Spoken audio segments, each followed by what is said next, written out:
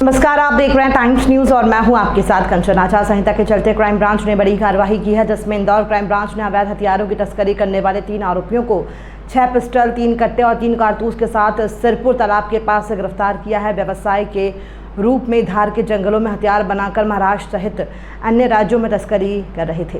Indore crime branch को मुखबिर से सूचना मिली थी कि चंदननगर थाना क्षेत्र में 2 व्यक्ति अवैध हथियार इंदौर शहर में सप्लाई करने आ रहे हैं। सूचना पर कार्रवाई करते हुए क्राइम ब्रांच की टीम द्वारा मुखबिर द्वारा बताए स्थान पर धार रोड स्थित सिरपुर तालाब के पास से आरोपी राजपाल सिंह बरनाला, रामू उर्फ भूरा भूरिया, धर्मपुरी जिला धार को पकड़कर तलाशी लेने पर 6 पिस्टल, 3 कट्टे और 3 जिंदा कारतूस मिले हैं। आरोपी सिकलीगढ़ से पूछताछ करने पर एक अन्य साथी मयूर को इंदौर के नेहरू नगर से पकड़ा, जिसके कब्जे से 1 देसी पिस्टल, 1 देसी कट्टा और 1 कारतूस जब्त किया गया है। ये 10 से 20 हज़ार रुपये में खरीदते हैं और 30 से 35 हज़ार में सप्लाई करते थे। क्राइम ब्रांच के द्वारा लगातार जो अवैध फायरआर्म्स है उनके बेचने और खरीदने वालों के खिलाफ कार्रवाई की जाती रही है और जो वोटिंग से पहले भी एक गैंग पकड़ा गया था, जिससे लगभग 10 पिस्टल के करीब, कट्टे के करीब जब्त हुए थे। उसके बाद लगातार इन पर नज़र रखी जा रही थी। सिकलीकर्स बीच में काफ़ी उन्होंने काम अपना बंद कर दिया था, जो कि चेकिंग भी लगातार चल रही थी और वोटिंग से पहले काफ़ी सुरक्षा व्यवस्था पुख्ता थी, सभी जगह चेकिंग्स लगी हुई थी और लगातार इस पर क्राइम ब्रांच कार्रवाई कर रही थी। इन लोगों ने उस समय अपना धंधा बंद कर दिया था, लेकिन जैसे ही वोटिंग हो गई उसके बाद से फिर इन लोगों ने अपनी ये सप्लाई करना शुरू कर दिया है और इनके द्वारा अब अवैध फायरआर्म्स की सप्लाई करना शुरू कर दिया है। और ये धार से 2 व्यक्ति यहाँ पर सिरपुर तालाब की पाल के पास से बेचने आए थे। वहाँ पर क्राइम ब्रांच को खबर मिली, क्राइम ब्रांच पहले से ही इनको ट्रैक कर रही थी।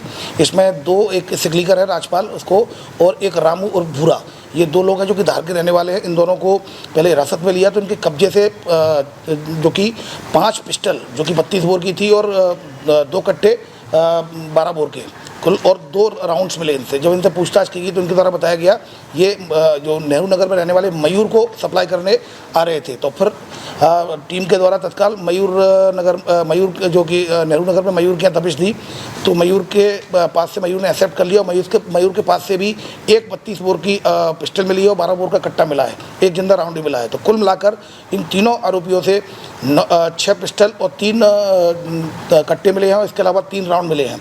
मयूर जो कि मूलतः महाराष्ट्र का रहने वाला है, अभी कुछ समय से यह नेहरू नगर में रह रहा है। उससे पूछताछ की गई तो उसके द्वारा ये बताया गया कि वो 1 पिस्टल को 20 हज़ार में ख़रीदता है और जो कट्टा है उसको 10 हज़ार में ख़रीदता है और इसको आगे चल के 30 से 35 हज़ार में वो उसको सप्लाई कर देता है। अभी इसने फिलहाल ये बताया कि महाराष्ट्र में सप्लाई किया है, अभी इससे और पूछताछ की जा रही है कहाँ कहाँ इसने, इंदौर में भी अगर कहीं सप्लाई किया है तो उस लिंक पर भी काम किया जाएगा। फिलहाल तीनों आरोपियों के खिलाफ क्राइम ब्रांच में आर्म्स एक्ट के तहत केस रजिस्टर किया कर इन्वेस्टिगेशन लिया गया है। इसमें तीनों ही आरोपियों का अभी रिकॉर्ड दिखवा रहे हैं और थानों से संबंधित पूछताछ कर रहे हैं। इसमें राजपाल सिकलीकर भी है जो कि बनाने का काम करता है। इसमें बनाने का काम करने वाला, इसमें जो रामू और भूरा जो कि दलाली का काम करके जो बेचवाने का काम करता है वो मिला है और प्लस खरीदने वाला मयूर, इसमें कुल मिलाकर तीनों कड़ियाँ मिल गई हैं। अब ये किस किस को सप्लाई करता था, ये इससे जब पूछताछ की तो मयूर ने ये बताया है कि वो कुछ फ़ायदे के लिए, फाइनेंशियल फ़ायदे के लिए 10 हज़ार 15 हज़ार किसी पिस्टल में मिल जाए और कट्टे में 5-7 हज़ार मिल जाए, उसके लिए व्यवसाय के रूप में इसको करता है। अब ये किस किस को बेचता है उस पर क्राइम ब्रांच काम कर रही है। लोग बता सकते हैं किसको बेचता था? अभी ये इन्वेस्टिगेशन पॉइंट ऑफ व्यू से सीक्रेट रखा गया है। इसमें कुछ नाम सामने आए हैं जिनमें क्राइम ब्रांच कार्रवाई कर रही है। जो इनके जंगल रहते हैं वहाँ पर, खेतों के पीछे, वहाँ पर बनाते हैं।